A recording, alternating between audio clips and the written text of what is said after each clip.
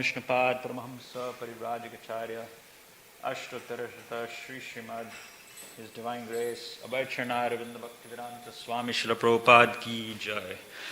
Jai Om Vishnupad Paramahamsa Parivrajagacharya Ashtotarashata Sri Srimad His Divine Grace Srila Bhakti Siddhanta Saraswati Maharaj Prabhupada Ki Jai. Ananta Kodi Vaishnava Vrinda Ki Jai. Samaveta Gaur Bhakta Vrinda Ki Jai.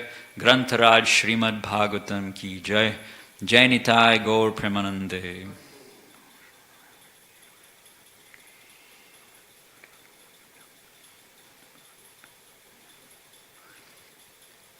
Om Namo Bhagavate Vasudevaya.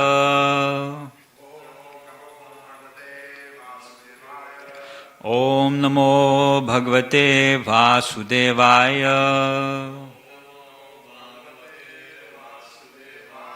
Om Namo Bhagavate Vasudevaya.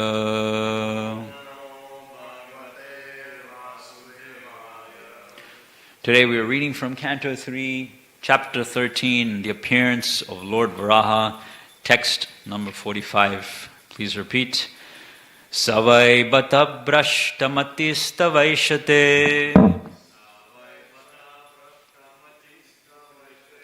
Savai bata brashtamatista vaishate. Ya karmanam paramapara karmana. Ya karmanam paramapara karmana. Yad yogamaya guna yoga mohitam. Yad yogamaya guna yoga mohitam. Vishvam samastam bhagavan videhisham.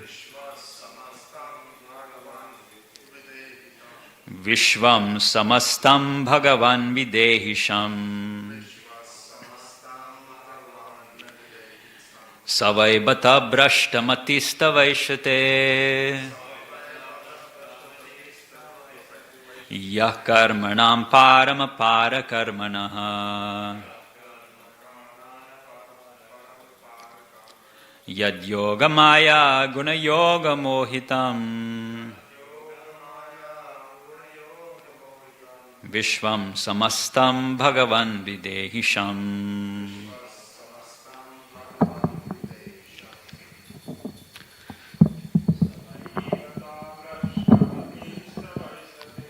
Savai bata brashtamatista vaishate.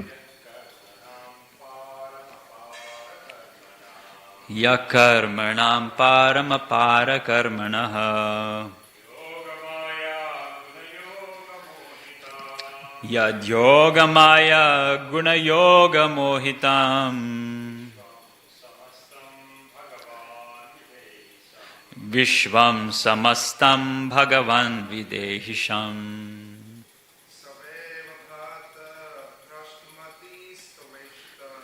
Savai bata brashtamatista vaishate.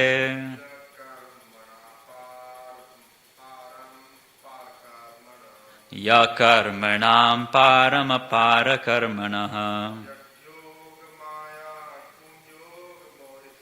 Yad yogamaya guna yoga mohitam. Vishvam samastam bhagavan videhisham. Savai bata brashtamatista vaishate. Ya karmanam paramapara karmanaha. Yad yogamaya guna yoga mohitam. Vishvam samastam bhagavan videsham. Word for word, saha, he, vai, certainly, bata, alas, brashtamatihi, nonsense, tava, your, eshate, desires, Yaha, one who, karmanam, of activities, param, limit, apara karmanaha, of one who has unlimited activities. Yat, by whom, yoga, mystic power, maya, potency, guna, modes of material nature, yoga, mystic power, mohitam, bewildered, vishvam, the universe, samastam, in total, Bhagavan, O Supreme Personality of Godhead, vidhehi, just be pleased to bestow, sham, good fortune. Translation and purport by His Divine Grace, A.C. Bhaktivedanta Swami Srila Prabhupada ki jai. Translation. O Lord, there is no limit to your wonderful activities. Anyone who desires to know the limit of your activities is certainly nonsensical. Everyone in this world is conditioned by the powerful mystic potencies. Please bestow your causeless mercy upon these conditioned souls. Purport. Mental speculators who want to understand the limit of the unlimited are certainly nonsensical. Every one of them is captivated by the external potencies of the Lord. The best thing for them is to surrender unto Him, knowing Him to be inconceivable, for thus they can receive His causeless mercy. This prayer was offered by the inhabitants of the higher planetary systems, namely the Jana, Tapas and Satyalokas, who are far more intelligent and powerful than human beings. Vishvam Samastam is very significant here. There are the material world and the spiritual world. The sages pray, both worlds are bewildered by your different energies. Those who are in the spiritual world are absorbed in your loving service, forgetting themselves and you also. And those in the material world are absorbed in material sense gratification and therefore also forget you. No one can know you because you are unlimited. It is best not to try to know you by unnecessary mental speculation. Rather, kindly bless us so that we can worship you with causeless devotional service. Om Ajnana Timirandasya Jnananjana Shalakaya Chakshurmilitam Yena Tasmai Shri Gurave Namaha. Jai Shri Krishna Chaitanya Prabhu Nityananda Shri Advaita Gadadhar Srivasari Gaura Bhaktavrinda. Hare Krishna Krishna Krishna Hare Hare Hare Rama Rama Rama Hare Hare Hare Krishna Krishna Krishna Hare Hare Hare Rama Rama Rama Hare Hare Hare Krishna Krishna Krishna Hare Hare Hare Rama Rama Rama Hare Hare. Thank you for coming for this morning's Srimad Bhagavatam class. I know it's difficult the day after festivals, staying up for the Maharati and then taking a big feast. So devotees are very brave to wake up in the morning, very austere. So thank you for coming. I was just reading some verses back that Srimad Bhagavatam was presenting a very beautiful analogy, metaphor for Lord Varahadev. Oftentimes, like here Srila Prabhupada is saying, that mental speculators who want to understand the limit of the unlimited are certainly nonsensical. The Krishna is unlimited, we are limited. So Prabhupada is saying, Srila Prabhupada is saying, if the limited wants to understand the unlimited, it is nonsensical. It is not possible. It is impossible. So therefore, to describe Krishna's unlimited beauty, inconceivable beauty, Srimad Bhagavatam, the Acharyas, they often give us material examples. Just like Lord Chaitanya, he's known as Gaura Chandra, right? So that's for us to understand that his face is bright and effulgent like a full moon. Now we should not think that his face is just like the moon that we see in the sky, because the moon that we see in the sky has imperfections. There's craters, there's some marks on the moon. So we should not think that that is the case with Lord Chaitanya. But just to give us some example, the moon is still the most beautiful object in the sky at night time. It gives very beautiful cooling light. According to the Bhagavad Gita, Srila Prabhupada says in his purport, and Krishna is also saying, that the moon is actually supplying the vegetables with their juice, with their rasa. So when you eat a carrot, when you eat that spinach, you get that juice, which is very tasty. Each vegetable has a different juice, a rasa.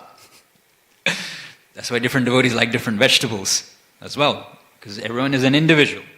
So it's mentioned, Srila Prabhupada says that rasa, that juice is actually coming from the moon. Similarly, we see Lord Krishna, Gopinath, he has lotus feet.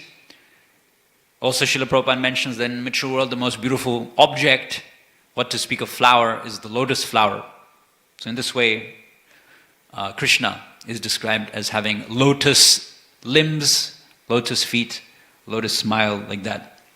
So Srimad Bhagavatam was mentioning several verses before that when Lord Varahadev was coming out of the Garbhodaka ocean and he was raising on his tusks Mother Earth, he looked very beautiful. The whole scene looked very beautiful, just as if you have seen in the mornings when it is very cold, you'll see a big mountain range. I think probably you're coming from a mountainous country, so you've probably seen this. So the mountains are there and then the clouds are there, right? Just on top of the mountains. The clouds, they come very low, usually very, very high, but they come very low and they're just hovering. They're very still on top of the mountain peaks. And it looks very beautiful. It looks almost as if the mountains are lifting up the clouds on their peaks. So the whole scene looks very amazing, because usually you don't see something like that, right? The clouds are way up there in the sky, but here they are very low. And the mountain is also resembling Lord Varahadev, because Lord Varahadev, as we know, he came initially out of the nostril of Lord Brahma as a very tiny transcendental creature. But then he grew to an immense size, somewhat like a mountain. Of course, he was much bigger than a mountain, but still. And then Mother Earth was very delicate, just like a cloud. But this great, powerful Lord Varaha was lifting her on his tusks very carefully, very elegantly, just as a mountain is lifting the clouds. At least it seems like that.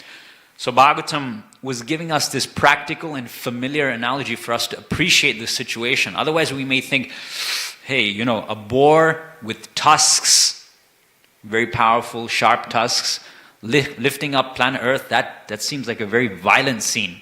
But it's not like that.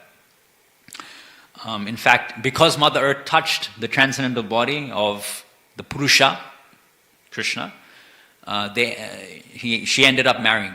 She became the wife of Lord Varahadev after that. Similarly, I think it was yesterday's verse. Let me just see. Yeah, here in yesterday's verse is saying, O Supreme Lord, undoubtedly we are the inhabitants of the most pious planets, right? So these prayers are being offered by the residents of Jana, Maha, and Tapaloka, and Satyaloka. Lord Brahma is also there. But still we have been purified by the drops of water sprinkled from the shoulder hairs by the shaking of your body. So devotees have been explaining in recent classes how when you consider a boar, its skin is not very smooth. It's a amphibious creature. I think that's what they say. So it goes on the land, also goes in the water as well. So its skin is very sharp. It has I don't know what you say, but yeah, it's very rough and sharp. But here the sages are saying, when Lord Varaha is shaking his body, the water which is coming from his skin and that's touching them, that's purifying them. Now, Srila Prabhupada compares that to when Lord Vamanadev, extends his foot and pierces the covering of the universe, and then the Karna ocean starts to seep in through that hole. And that has touched the lotus foot of Lord Vamadev. And therefore it becomes the Ganga. It becomes the most holiest, purifying rivers. But here we see that it's touching the skin of Lord Boar. Still it's the same thing. Because Krishna's body is transcendental. So any part of his body is just as pure as any other part of his body. For us, it's different. Generally, the body parts above the waist are considered to be more pure than the body parts below the waist. But for Krishna, it's not like that. Right? If something touches our leg, then immediately we have to, touch it to our head. We have to offer respect to that. If we accidentally touch another Vaishnava with our foot, right, then we have to pay our respects to that Vaishnava. But we see Krishna, he will touch his devotees with his foot. Right? He will place his, and even he places his foot on demons and they get liberation. But that is not possible for us. Because we have a material body.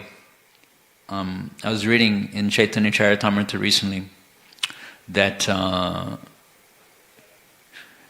this is regarding Haridas Thakur, that this is when, maybe I'll speak about this story a bit later in the class if there's time. But anyway, they went to the house of Advaita Acharya, Lord Nityananda and Chaitanya Mahaprabhu, and they were eating a big feast. And they invited Haridas Thakur and Mukunda to come in, please join us, enjoy the feast with us. But both of them, they give reasons and excuses why they didn't want to come. Anyway, Haridas Thakur said that, my dear Lord, I am not fit, I'm not qualified to come and dine with you. You please finish, and after that I will take one handful of rice and a little bit of sabji, and I'll just eat that much. And Srila Prabhupada mentions there in the purport that a pure devotee considers his body to be very material and nasty. And therefore he doesn't want Krishna to touch his material body. That's why he eats only as much as is required. Of course, you can see this in two angles. I'm talking about a state of consciousness, a state of mood. So Haridas Thakur's mood was like that. How can I take Krishna, who's so pure and transcendental and clean, and allow him to touch my material body? We see Sanatana Goswami also had that same consciousness as well. When his body was filled with pus and boils and all that sort of stuff, right? And Lord Chaitanya came and embraced him. He said, my dear Lord, how can you embrace me? I'm so impure. I'm so materially contaminated. My material body is so nasty. So that is one perspective we can have. Of course, the other perspective is that Krishna is the all-purifying agent. And when he comes in contact with our material body, it's not like he gets contaminated. Rather, we get purified. Right? So these are two different states of consciousness. But I'm just saying that, so the devotee of the Lord feels like that he doesn't want Krishna to come in touch with his nasty material body. So the devotees feel like that. So that's regarding Krishna's lotus foot, how Krishna doesn't get affected. So because it's mentioned, Angani yasya sakalendira vittimanti pashyanti panti kalayanti chiram jaganti. Ananda chinmaya rasa ujvala vigrahasya govinda mari purusham tamaham bhajami. So we are worshipping the full transcendental body of Gopinath. But technically speaking, you can just worship the lotus feet of Gopinath as well. You can just have a beautiful picture just of the lotus feet of Gopinath, and you can offer bhoga to the lotus feet, you can offer arti to the lotus feet. And because his feet are the same as the rest of his body parts, it doesn't make a difference. For us, if we like a certain person, then we don't want to look at the person's feet. How many of us keep the feet, a photo of the feet of our family members? No, we want to keep, the torso, the face. That's important for us. Of course, that is important for devotees as well. This attractive smile of Krishna is said to be the most beautiful part of Krishna on his face. But philosophically and truthfully speaking, all of Krishna's body is equal. So those who are in Dasya Ras, with Krishna, they may not necessarily like to gaze at the smile of Krishna. They may prefer to rather serve the lotus feet of Krishna. Nevertheless, they're still pure devotees of Krishna. So we can see that any part of Gopinath's body is just as good as any other part.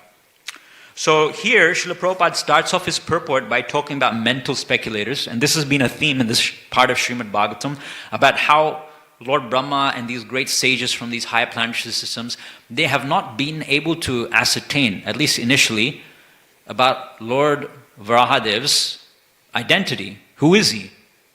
He came from Lord Brahma's nostril, and now he's, not this Varahadev, but later on when he comes, he starts to fight with Hiranyaksha. People are confused. These sages, who are initially mentally speculating, they're confused. Let me tell you something which Srila Prabhupada says one of the greatest atheists of Bharatavarsha has said. Do you know who that is? Who Srila Prabhupada says is the greatest atheist? Any idea? No? You may think it's Jaimini. He's the propounder of karma mimamsa philosophy, which says that we should just, the goal of life is just to perform sacrifices and then go to the heavenly planets and enjoy there. But actually, he says, Srila Prabhupada says the greatest atheist is Charvaka Muni. Of course, there are many atheists nowadays, but in the Vedic sense, he says the greatest atheist is Charvaka Muni. Anyway, he says, his philosophy is very simple. Eat, drink, and be merry. So he says, somehow or other, get yourself ghee. Right? You've heard this? Get yourself ghee and eat food cooked in ghee. Now, you all probably have experienced that food cooked in ghee is very tasty. Right? We see in the pastime of, who is it? I forget. The Apsara who comes. Pururava, right? Pururava, right? And Urvashi, yes. Urvashi and Pururava. That when she comes and she marries with Pururava, then she's a heavenly personality and he's an earthly king. She says, one of the conditions is that I will marry you, but one of the conditions is that you must supply me with food cooked in ghee. So there, it's mentioned that people in the heavenly planets, they eat only food cooked in ghee. For us, it's unhealthy. For Krishna, we cooked food cooked in ghee. But Charvaka Muni says, enjoy yourself by eating food cooked in ghee. Now, one may object to Charvaka Muni. One may say, my dear Charvaka Muni, you're telling me to eat food cooked in ghee, but I don't have the financial means to go and buy so much ghee so that I can enjoy it. Ghee is very expensive. Someone was telling me recently that a 10 kilo bucket of ghee initially was like $80 or $90, but now because of what's happened with COVID, it's increased to $130 or something like that for 10 kilos of ghee. So it was easy in the Vedic times when each household had their own cow and the cow would supply the ghee, but now it's expensive. It's an expensive affair. So one may tell Charvaka Muni that I don't have the financial means. Then Charvaka Muni still has an answer to this. He says, it doesn't matter if you don't have money. Somehow or other, beg, borrow, or steal. Beg, borrow, or steal, and get yourself ghee. And eat and enjoy it. Then someone who's a little bit more religiously minded, they may say to Charvaka Muni, my dear Charvaka Muni, if I beg, borrow, or steal from someone else to get myself ghee, I may incur sinful reactions. Papam mevashreyadasman hattoitana tatayana. Arjuna says to Lord Krishna, by killing my kinsmen, I will incur sinful reactions, therefore I don't want to fight. Swajanam hikatam hatta sukhina syama madhava, he says.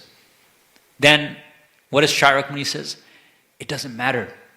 Because this lifetime is your last lifetime.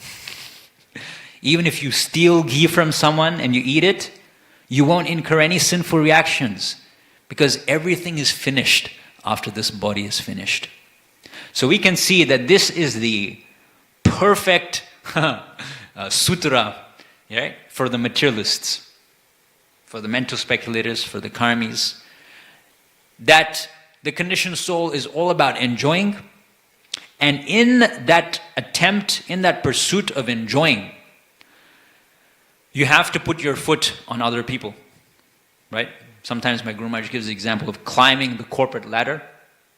You climb, but it means that others have to step down. Whereas in spiritual life, it's not like that. And let me give you an example.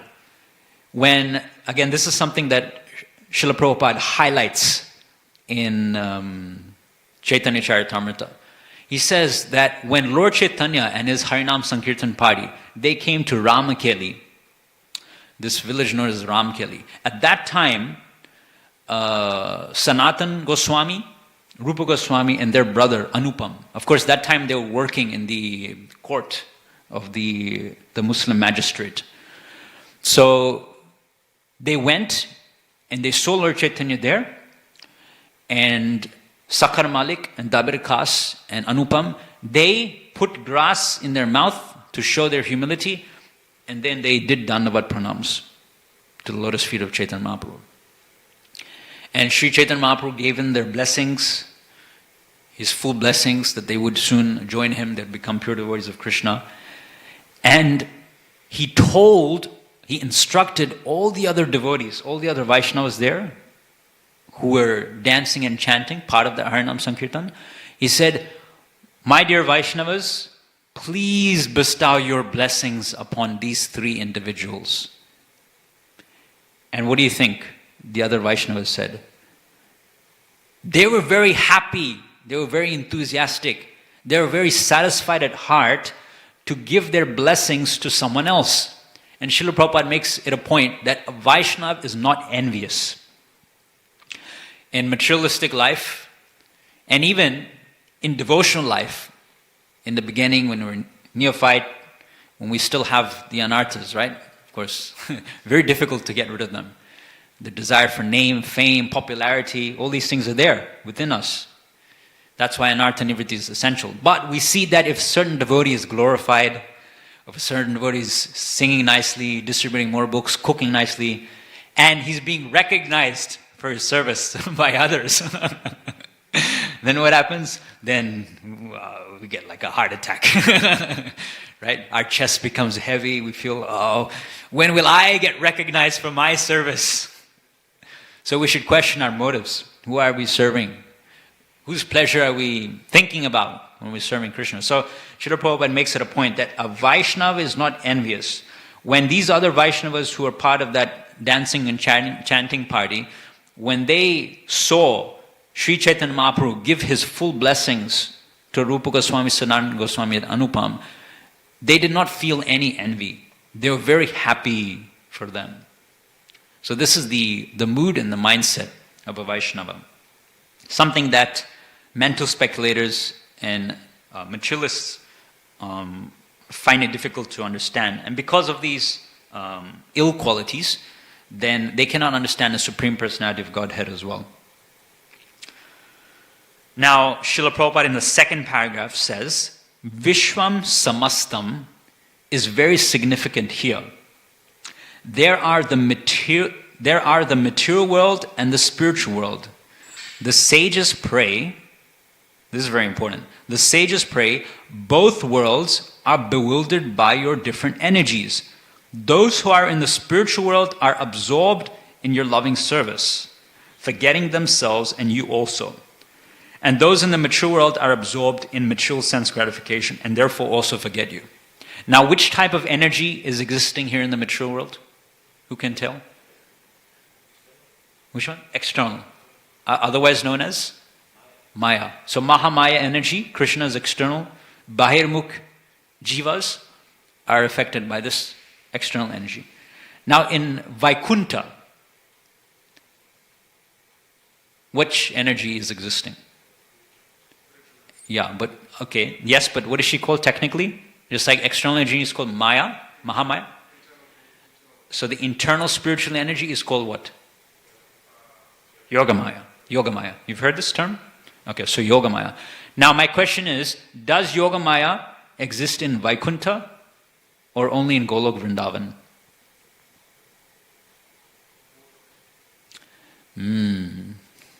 Okay, in Golok Vrindavan does Yogamaya exist? Yes. Does she exist in Vaikuntha? You're saying no? Why do you say that, Prabhu?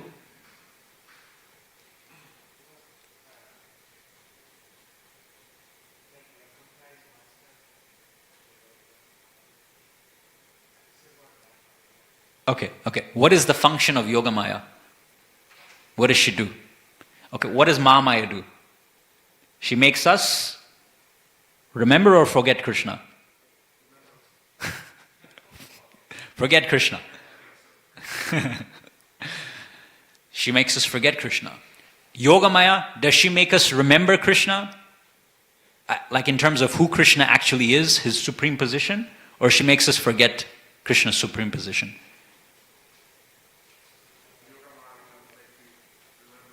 No. Yogamaya makes us forget Krishna's superior position. She makes us think Krishna is just a village boy, just like you and me. Krishna is just a cowherd boy. He's just one of us. Therefore we can dance with Krishna, we can wrestle with Krishna, right? This is the function of Yogamaya. But in Vaikuntha, which is what you were saying, Prabhu, so all the planets below Golok Vrindavan, Yogamaya actually doesn't exist in her capacity, in her role as making devotees forget about Krishna's superiority. Because in Vaikuntha planets, everyone knows the grand position of Vishnu or Narayan, right? Everyone is worshipping Lord Narayan in great pomp, in great submissiveness, humility, in awe and reverence. Because they know of Narayan's position, therefore the function of Yogamaya, as she exists in Golok Vrindavan, doesn't exist here in Vaikuntha. Yogamaya exists in Golok Vrindavan because everyone there doesn't know who Krishna actually is. They think he's just one of us. So I just wanted to... So that's why here Srila Prabhupada is saying that people in the spiritual world don't know about Krishna and people in the mature world don't know about Krishna as well. Now I want to just bring out this point that is, I'm talking about avatars now. Now this is the story that I was thinking about earlier in the class. Now this is when Lord Chaitanya had just taken sannyas and he was very ecstatic. Right? He was in Mahabhav. We know when the 9 stages of bhakti are there, the last stage is prema, and within prema there are various levels as well. And the last superlative stage is Mahabhav. Now only 3 people can achieve this or have achieved this. One is Sri Chaitanya Mahaprabhu himself, one is Srimati Radharani, and the other one is Madhavendra Puri. Madhavendra Puri, who is the grand spiritual master of Sri Chaitanya Mahaprabhu. Mahaprabhu's spiritual master is Ishwar Puri, his spiritual master is Madhavendra Puri.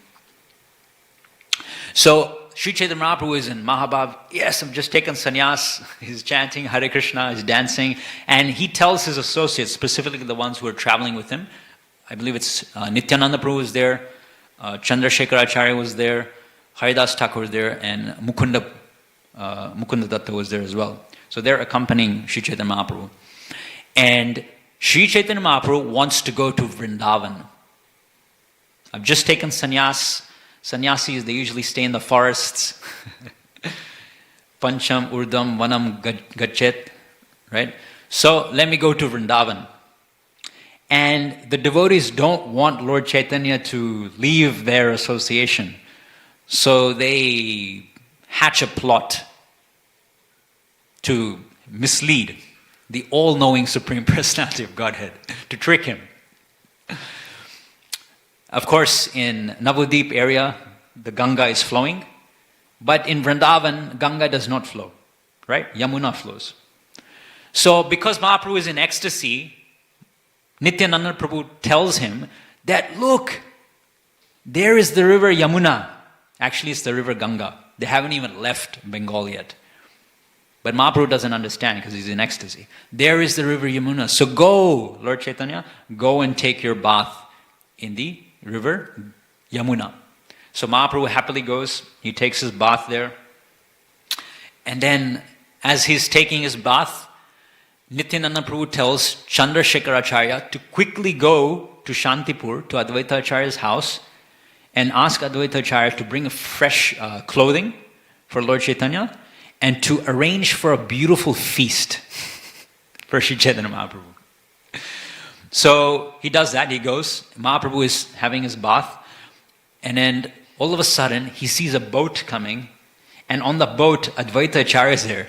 And Mahaprabhu is thinking, hey, I'm in Vrindavan, I'm taking my bath in the river Yamuna. How did Advaita Acharya come here all of a sudden?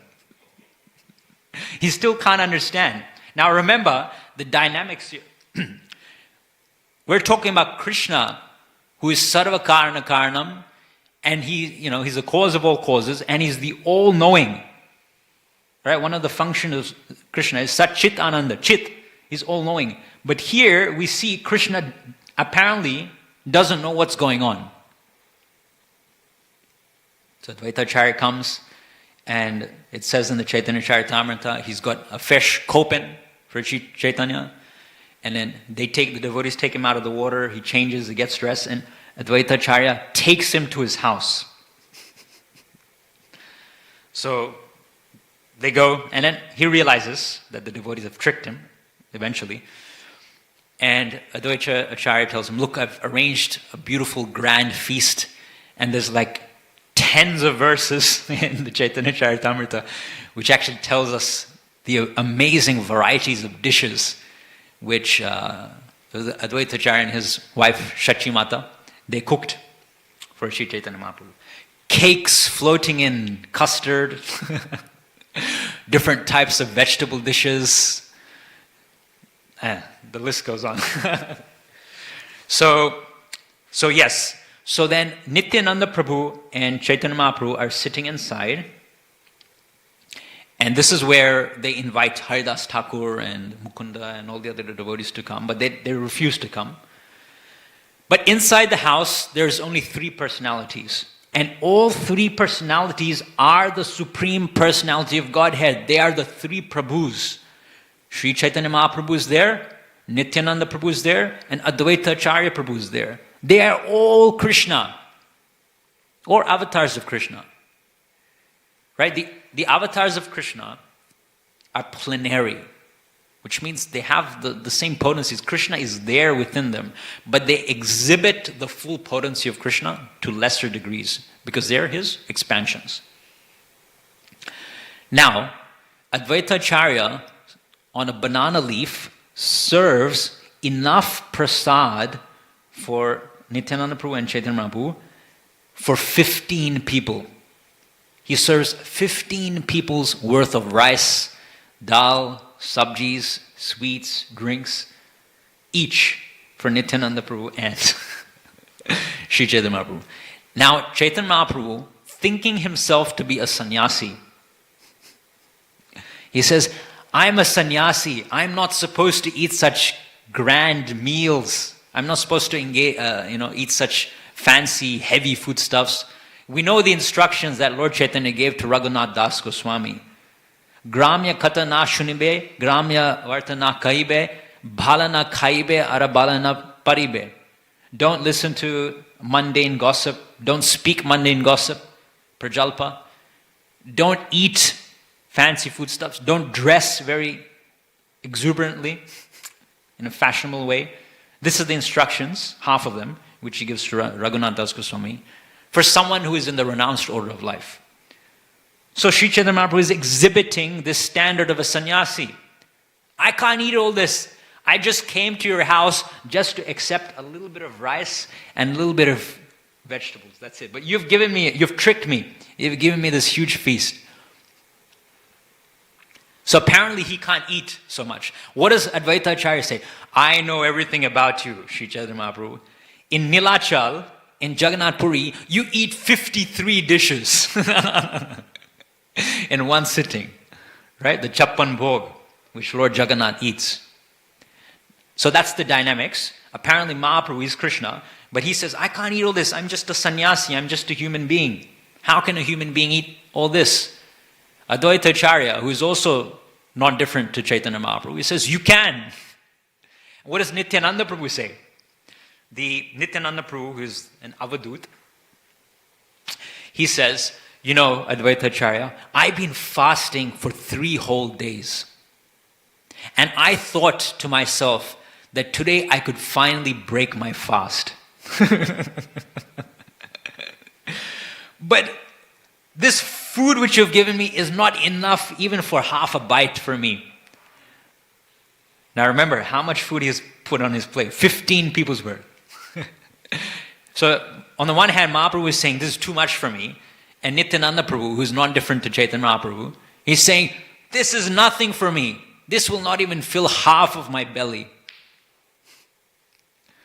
So this is the dynamics. The dynamics is that, as Srila Prabhupada is saying here in the second paragraph, that the materialistic people who are influenced by the Bahir Anga Shakti, Mahamaya, cannot understand Krishna.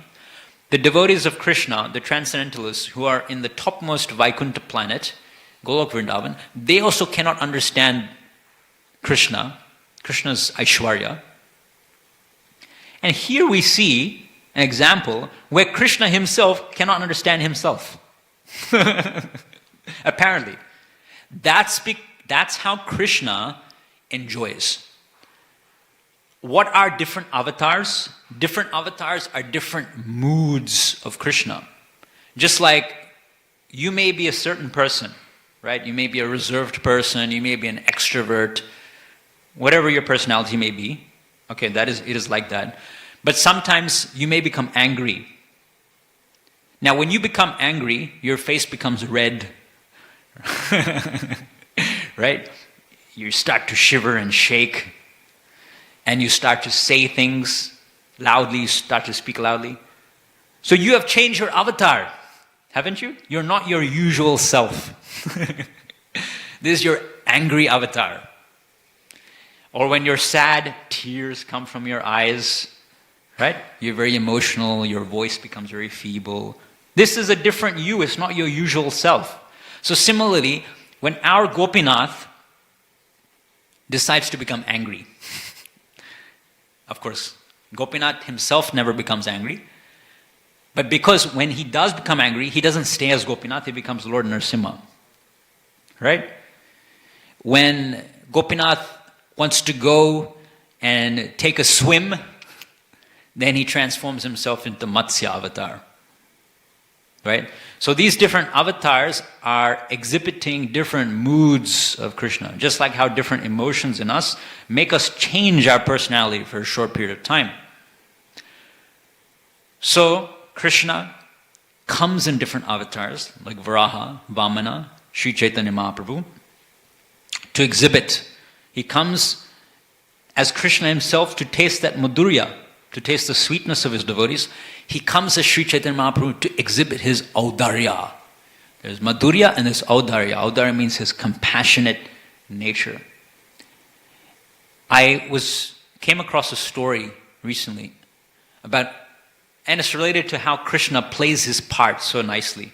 He's so absorbed in his part as a mendicant, as a sannyasi, as Chaitanya Mahaprabhu, as a boar in the case of Lord Varaha, as a little Brahmana dwarf in the case of Vamanadev, as a lion in the case of Lord Nrsimhadev, that he forgets who he actually is. And he's fully absorbed in his avatar, his particular avatar that he's assumed.